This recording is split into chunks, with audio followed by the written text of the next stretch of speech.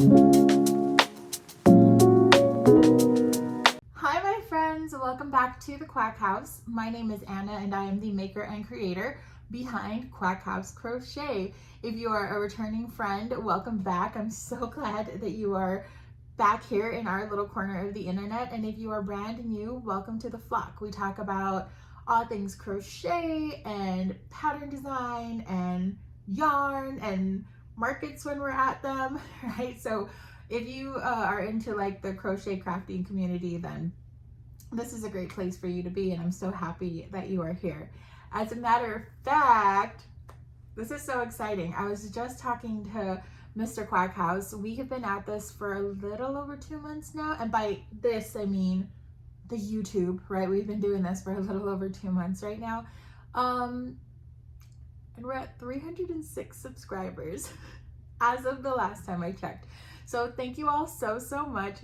Like I said, it's really like mind-blowing to me that you are here and that you are taking time out of your day to spend time with me, and I am so grateful for that, right? Speaking of time, speaking of weeks, I was sitting down and trying to figure out like what I could show y'all for the week, like to prove that I've been a productive member of the crocheting community. And I was kind of like, I don't think I have very much. But there's good reason. I promise, I think. There's good reason. And the reason for that really is because I've been working on Toots and Bubs. So Toots and Bubs are Candy Cuties version 2. This is Toots. If you are from the US, he will look very familiar. He is modeled after a Tootsie Roll. The second option was modeled after bubblegum. They're called Double Bubbles.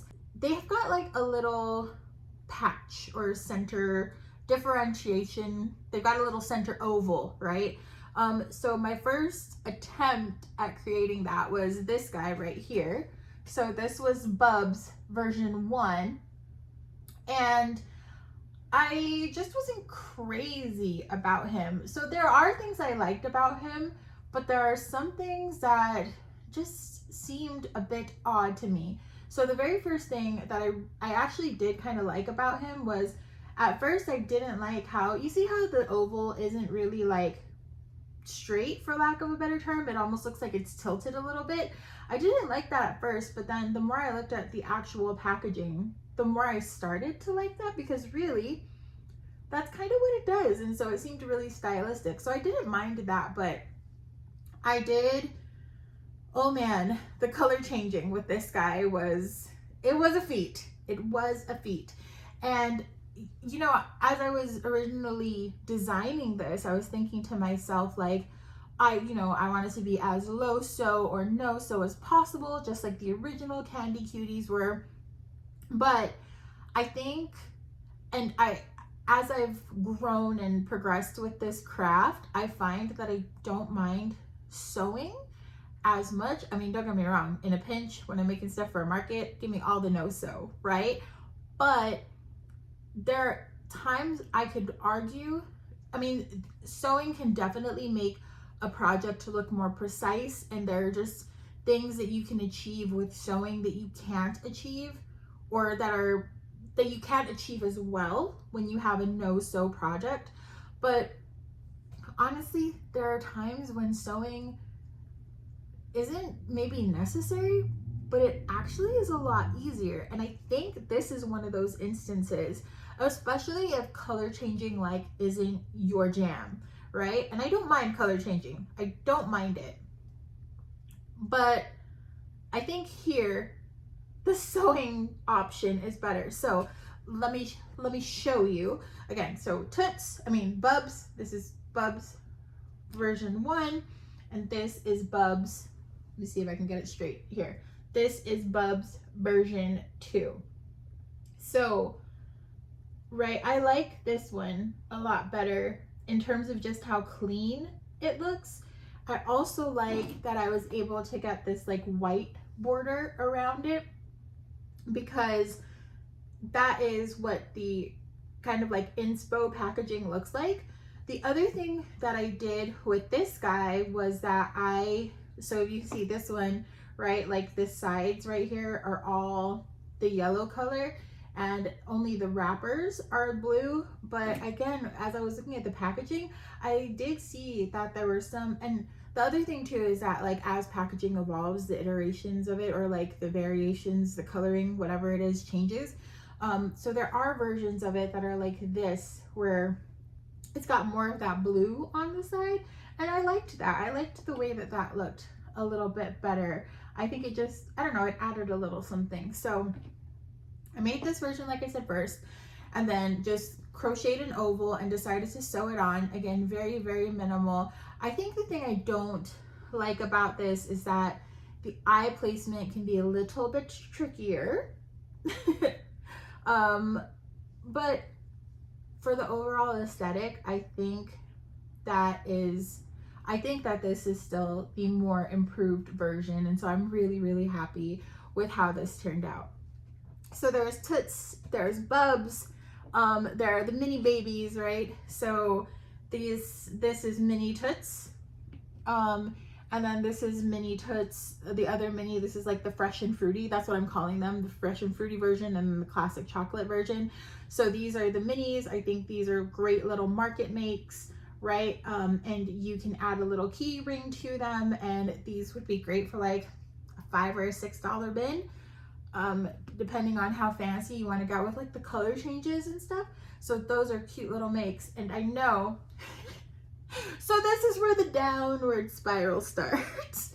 I know that I had spoken in the last video, and I think even in the video where I first was thinking about this pattern, about wanting to make a version of these guys where you could kind of pop open the top and start putting things in, namely these minis. So it would be like a mama and minis situation. Well, I thought it'd be easy. And I put out the tester call and had already finalized like Toots, Bubs, the minis, and said, well, I've got this all finalized, right? Like the canister version shouldn't be so hard to do. Yeah, the bravado, I put out one pattern that sold 3 copies. Confidence, it hit real hard. And then it was 11 o'clock at night, and I was like, you know what? Never mind. We don't need it. Let me show you where I got with it. So this is kind of where I got with that canister version. So I will say there are some things I like about it. Number one, I'm really proud with the fact that like I figured out how to put the little cap on, right? And then get it so that all of this was no sew. I was really proud. I don't know if you can see it, but this is like, it's an inside pouch. So it doesn't matter that all of these color changes happen out here, right? You don't have to weave in your ends, because essentially what you do is you continue the body with this pouch, and then you just pop it right in, and nobody is any the wiser that there are loose ends floating around in there. So I was really happy with that. I was really happy with like how easy it was to adjust the eye placement, so that instead of going like this, it was going like this. But there were more things that I was not happy about with this than that I was content with, if that makes a difference. So the very first thing was, and this again is just, you know, it is, I'm trying to give myself a little bit of grace because I'm still pretty brand new to this. I'm still figuring things out. I'm still learning like what techniques do what, or what is the best way to do things. So anyway, was not happy at all with kind of how this top sat on the head, right? I think it should be a little bigger, or I need to also add in like an inner lining so that it stands just a little more sturdy. But there's just something about it. When it had things in it, it wasn't so bad, but when it is empty like this, it's kind of wonky, and I didn't like how it looked. It just wasn't very stable. It moved around a lot, and yeah, it wasn't what I wanted it to be, right? The other thing that I didn't like about this, that I could not get out of my head as I finished this pattern, was, so my logic was, right, in my head I told myself the only way to get it to stand is to not put a frill on the bottom, but he still needs a frill on the top. So I put this frill on the top, and I looked at it, and I looked at it. You cannot tell me this doesn't look like a candy, but you know what it does look like?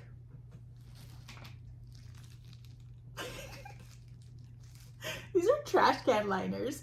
Does it not look like trash can liner packaging? So I did get the idea though, right? Maybe down the line I make a little trash can and we get like a little like animal that pops out of the trash can. It would be cute if it was like a little trash can and then you put like your little yarn scraps in it. That would be super cute. So it could be like a little scrappy bin.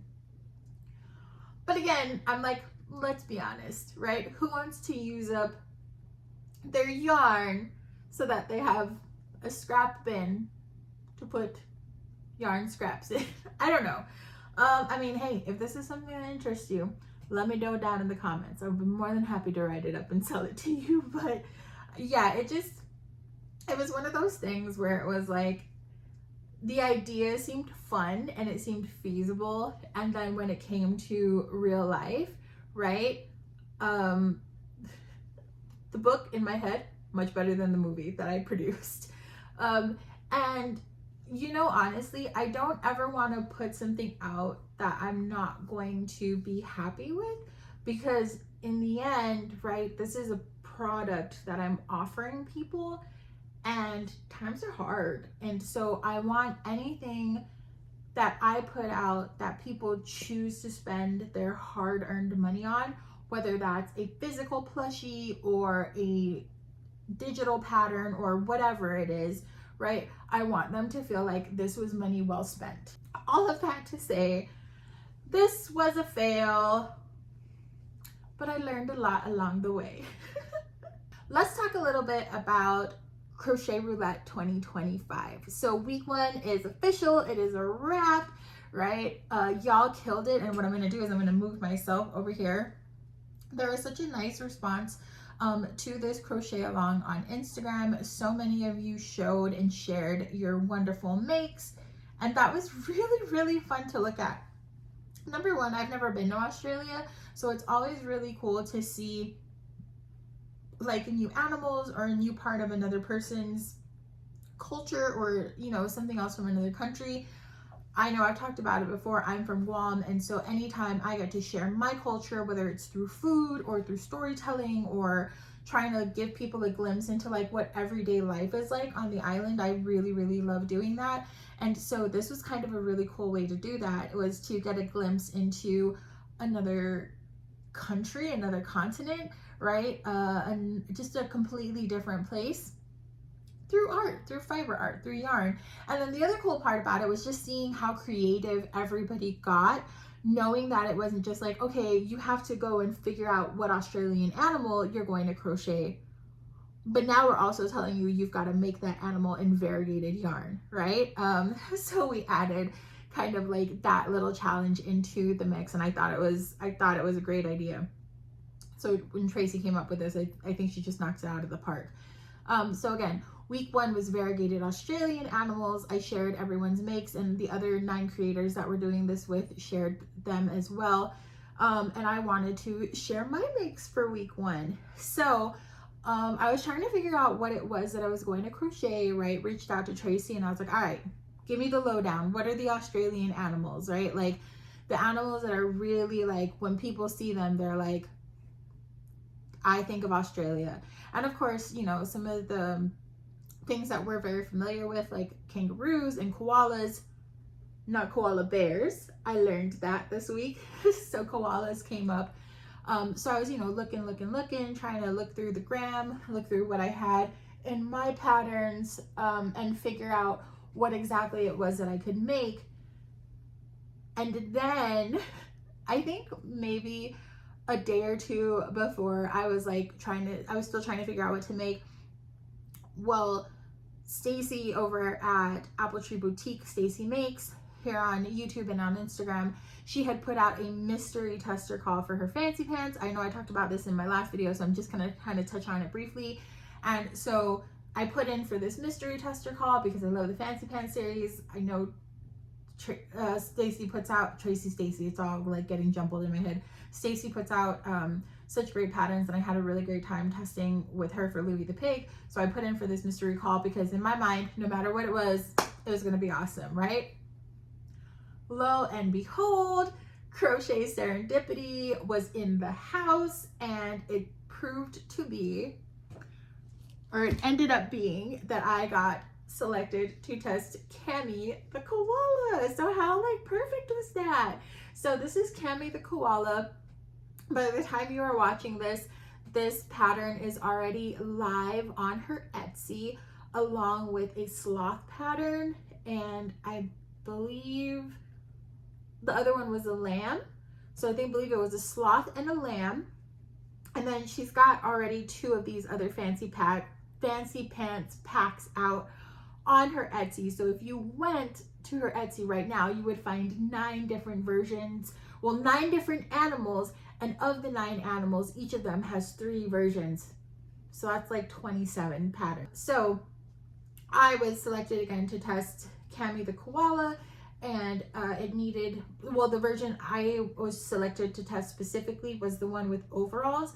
And so I've had this really beautiful Bernat tweed, and I was like, easy, right? Variegated yarn, that will be easy peasy for the body. But then I stopped and I really looked at the pattern, and I was like, oh, but wait, like the overalls portion of it makes up a significant part of the body. And you know, in order to stay true to the challenge, you had to have your make be primarily variegated. You could have little like solid accents. So I did. I made the little pocket in the bandana solid, but I ended up going with this Bernat blanket. I don't even know what the color is. This was purchased so long ago. And at first I didn't know if I would like it, but I think it's kind of cool. I think it turns out kind of like acid washy. So again, I know I've mentioned this. So this was make 1 for me of the Crochet Roulette Week 1 Challenge, Variegated Australian Animals. So I said, okay, I did 1. I want to challenge myself to do another one, since that one kind of fell into my lap, right? And I was thinking about it, and in the little group that we have with the other ladies, they had put up a picture of this like massive crocodile, and I was like, oh, you know what? I have a crocodile pattern that I've been meaning to reattempt, and it's this one right here. This is Chompers the crocodile, and as you can see, he is in this beautiful green variegated. Again, this is Bernat blanket. And let's talk about Chompers for a minute, shall we? Because the reason I wanted to reattempt Chompers was because when I first attempted him, I was a fairly new to the crochet game, right? So I wouldn't even have considered myself like maybe an advanced beginner, but definitely not an intermediate.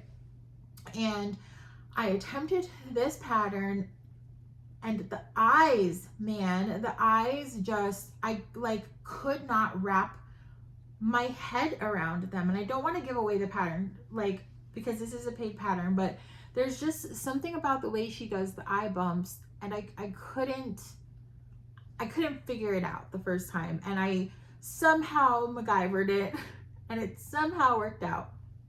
But I said, I'm gonna retry Chompers, because I feel like I'm at least at a place where I'm a little more like at least intermediate-ish, right? Like a beginner intermediate, if that makes any sense.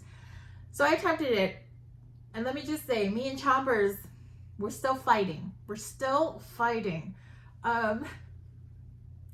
The pattern is great. I don't know if I just can't like wrap my head around it.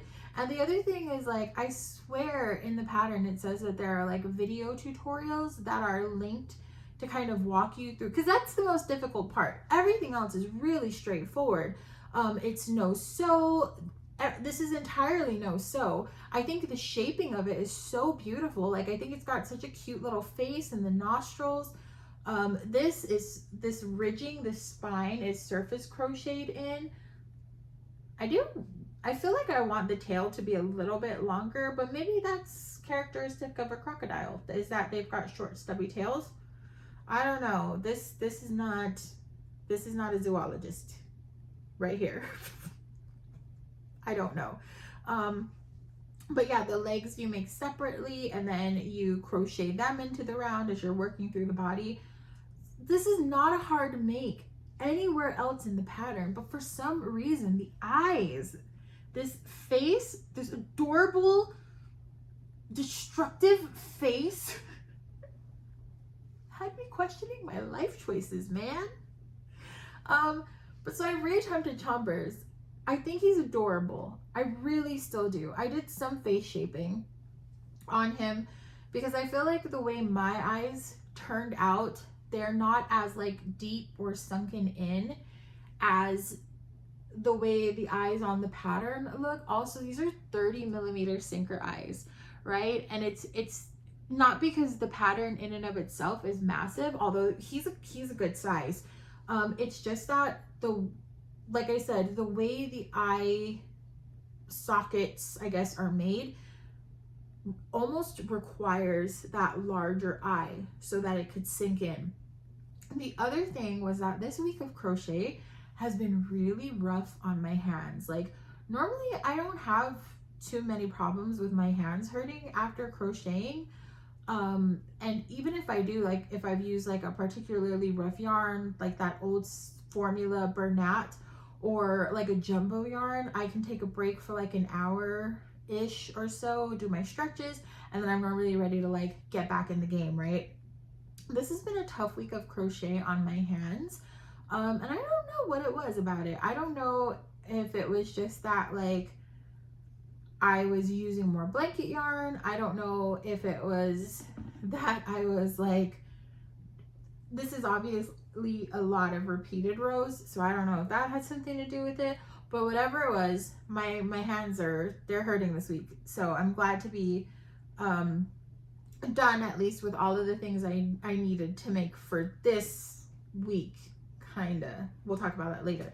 But yeah, so this is Chompers. He is adorable. He's beautiful. I think this is by Kay's Crochet Critters. As always, everything will be linked down in the description below, or I'll pop the name of the creator up here where you can get them. He's so cute. I just think he's out to get me. I just think he don't like me. And that's okay. But why? You're so cute though. All right.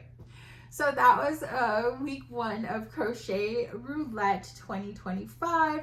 I'm going to go ahead and pop in the spins for week number 2 over here. If you follow me on Instagram, you have already seen the spins for week 2, and it's actually a really, really good one.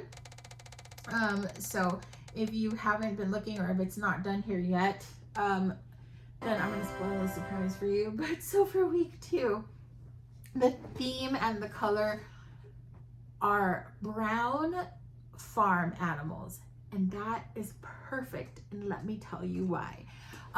We're back in market season, my friends. We are back in market season, and my very first market of the season, I'm at a point right now where I have one scheduled, like one major market scheduled. I say major, this one coming up is inky dinky, I think.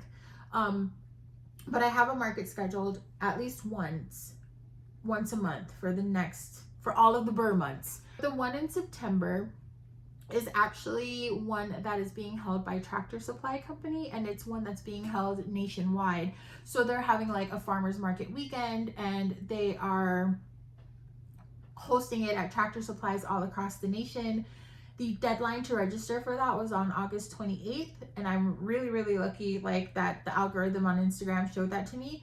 0 vendor fee, right? So this will kind of be a nice reintroduction to the market world. I'm not expecting this to be a huge event.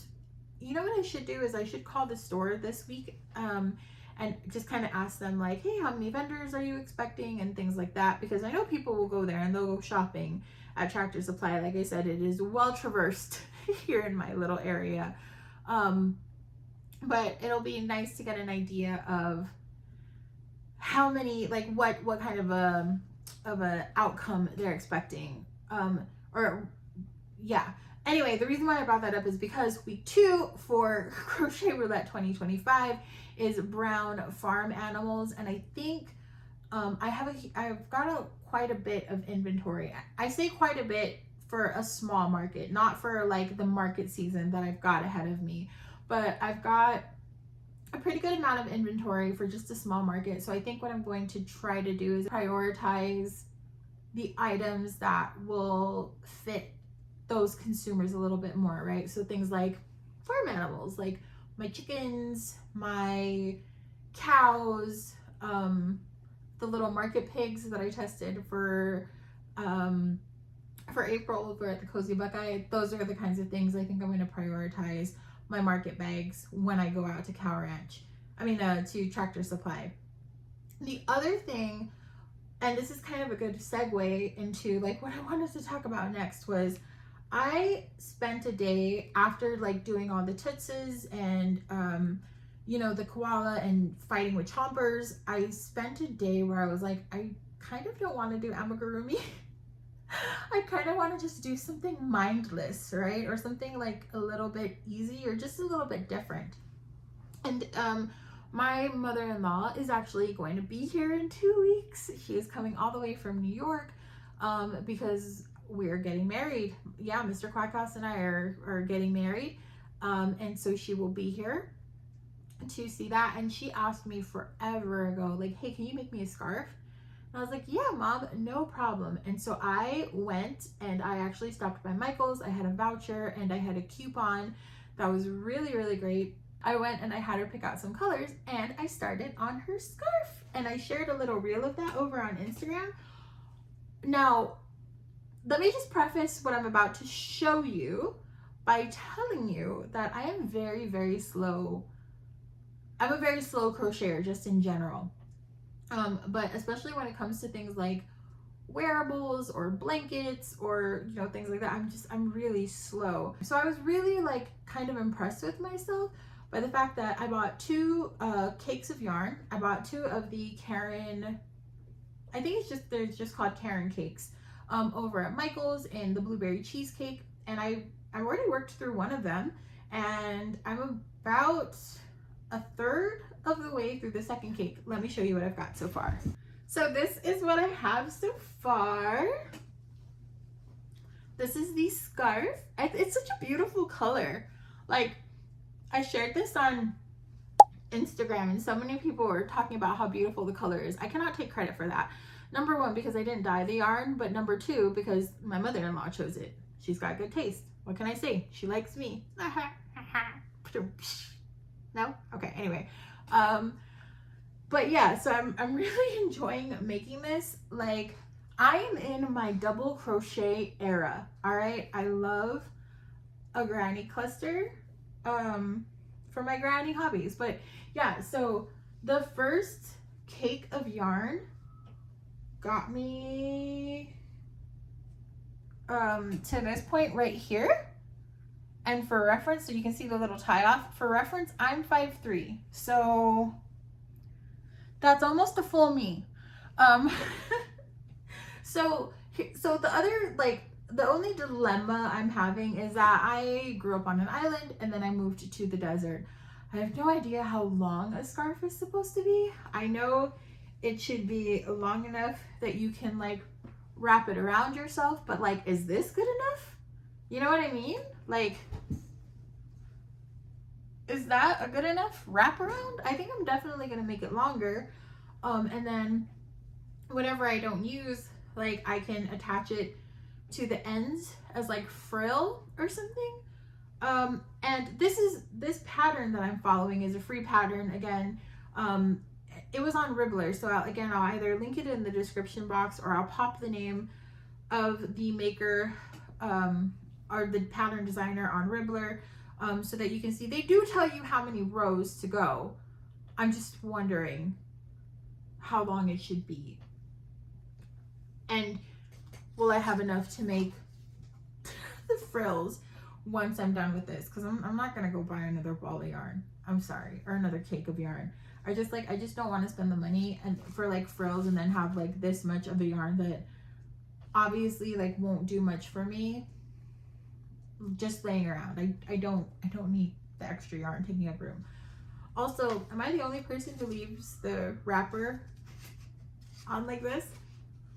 Anyway, so this is my scarf. I'm very proud of my progress with that, and I will be done with that before my mother-in-law comes in 2 weeks. As I was working on that, like I said, I was actually having a lot of fun just doing something mindless, where it's like I didn't really have to count, or you know what I mean, like I didn't really have to think about like my stitches and increasing and decreasing and all of this stuff. And so when I came home, and again in consideration of going to this event over at Tractor Supply, and kind of, at least in my head, anticipating like, you know, maybe an older crowd, or a crowd that doesn't necessarily have use for like plushies per se, I wanted to see like what else can I offer them, right? And so I kind of like scoured the internet, because the other thing is that I've got this huge stash of like acrylic yarn that I don't use for much, and I wanted to work through some of it. I ended up finding, again, a free pattern, and I'll pop up all that information.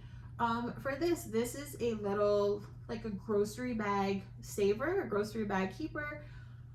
I think it's like, it's really simple, it's very practical. Again, this is a free pattern, so it's literally just this part down here is like a hair elastic. Went to the Dollar Tree and grabbed me some hair elastics, not this one particularly, the ones I grabbed were thicker. But still, you know, a pretty like non-expensive hair elastic, some acrylic yarn, and a little bit of time. And I think it's really pretty. It fits into like that like farmhouse aesthetic.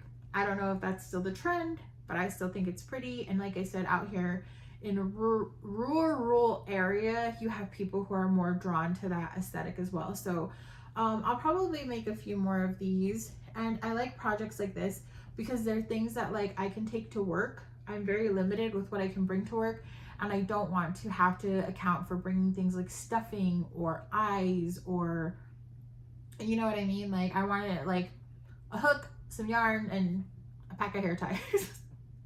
And I can work with that. So I was kind of in like my non-amigurumi era for a whole day, a whole 24 hours. And then I was like, ooh, you know what? Fall is coming up. Let me make a pumpkin. So let me show you my pumpkin.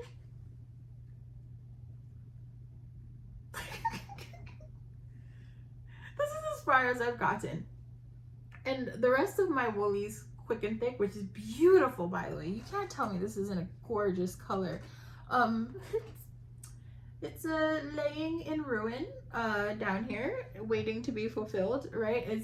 So I was looking for like a pumpkin pattern that I liked. I didn't want one that was cartoony. Again, I wanted it more like in that, you know, farmhouse or rustic kind of vibe. And so I found a really gorgeous pattern on Etsy, and then I started making it up. And this, by the way, this is the project I think that killed my hands. Because I was using a 6.5mm hook with the Woolies Quick and Thick to start with, and every other place I've gone to said you should probably use an 8mm crochet hook, even if you're using it with the intent of kind of doing like an Ami style project. So lesson learned. I abandoned this project really quickly. So if you have a good pumpkin pattern that kind of fits, I got like, it's either wool, like the wool lining, or fluff in my mouth, okay? Hashtag crochet problems. But anyways, if you know of a good like pumpkin pattern. I think I did find one on YouTube, but I would love to hear like your favorite pumpkin patterns. I really like the idea of putting like the little cinnamon stick in the top, and you know, just very fall cozy vibes. Yeah, drop it down in the comments below so that I can check that one out. And if you've used the woolly stick and quick, because I feel like that's a pretty popular yarn choice for people who are doing these like more like rustic style pumpkins or like rustic style decor. Let me know what hook size you use, all right? Because I was not using the right hook. Okay. See, I told y'all I didn't really have much to show you. The last thing I wanted to show you is, so I couldn't help myself. I told myself I have to start market prepping. I'm already doing the crochet along, right? I'm trying to put out these patterns. So no more pattern tests, Anna. No more pattern tests. And then I saw this one. I saw this one from Oddball Crochet. Elephants are my favorite animal. And Audrey is just such an incredible designer. And I was like, yes, please. Click. Like, tag, share.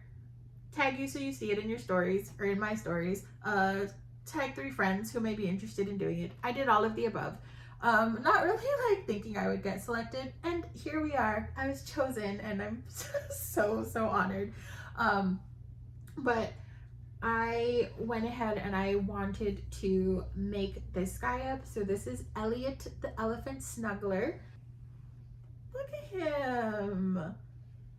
He's so gorgeous, and like the trunk stays up.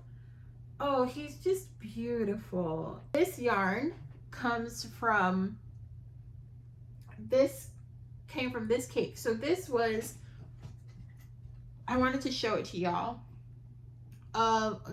Man, months and months ago, we went to Walmart, our Walmart up here, and they had these huge cakes. This is the cake. So this yarn, this ball of yarn, or this cake of yarn, started off like this. This is huge, and that did not all go into the elephant project. That also went into one of the no-sew dragons from Crochet by Jenna. That sold a long time ago. But look at how much this was. It was only $5. $5 for 547 yards. And this is really nice and thick. That bottom variegated is the Lion Brand cover story.